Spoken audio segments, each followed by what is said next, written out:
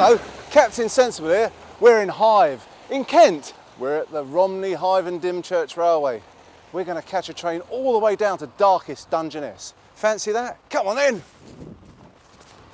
The 13.5 mile, 15-inch gauge railway opened on the 16th of July 1927 and has been running ever since. Even during World War II, when it was used by the Army to guard the construction of Operation Pluto, the pipeline under the sea that fuelled the Allies. I can smell something. Oh, it's a steam train. Fantastic. Takes me back. You know, I'm old enough to remember scheduled steam services. But there you go, don't hold that against me. First stop, Romney then. It's brilliant. The guard's got a green flag. That's the way it should be. And there's some real signals up there. Well, if you can see them through the smoke. What a lovely way to spend an afternoon this is. A lot easier on the ears than supporting Motorhead, which is what I've been doing lately.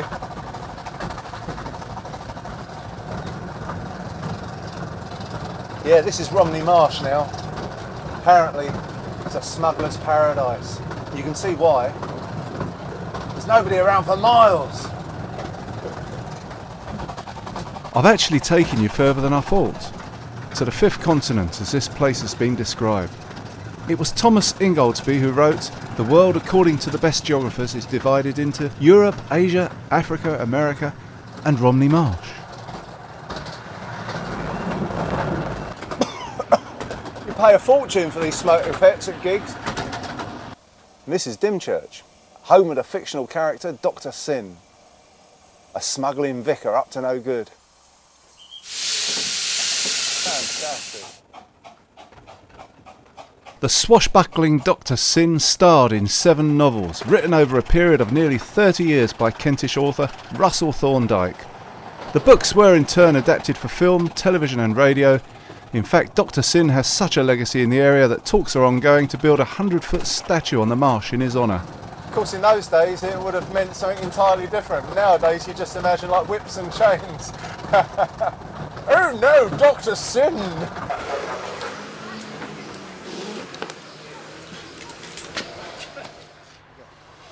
We're at New Romney. This is the Clapham junction of the Romney, Hythe and Dymchurch Railway. This is where it all happens. It's quite a train set too, isn't it? Built out of the dreams of 2 very rich men in the 1920s.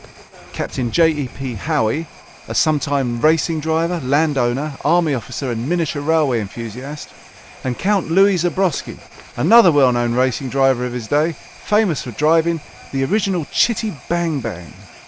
Before they'd even found a suitable place for the railway, the Count ordered 2 Pacific locomotives, Green Goddess and Northern Chief, to be designed by the leading model engineer of his day, Henry Greenlee, and built in Colchester by Davy Paxman and Company.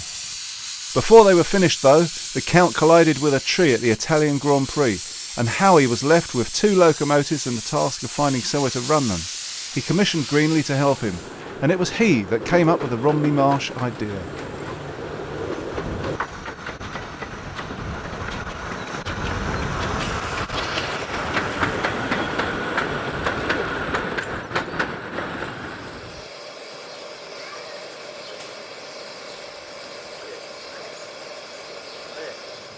I'm so impressed, you know, because it was built in the 20s. I mean, can you think of other things that were built in the 20s that have lasted so long? Everything now has got built-in obsolescence. You know, you buy a mobile phone, it lasts for a couple of years, or a TV or something like that. You've got to throw it away. You don't repair anything anymore. I sound like an old fart.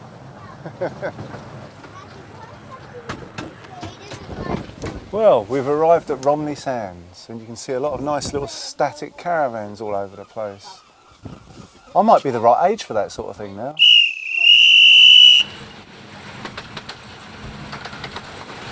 There's a whole stack of pylons over there, heading towards something malevolent up ahead.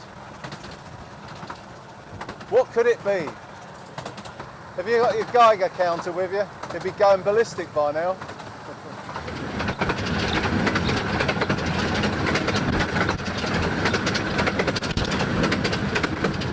It's got a fairly unique vibe down here at Dungeness. It's somewhere between grim and wonderful.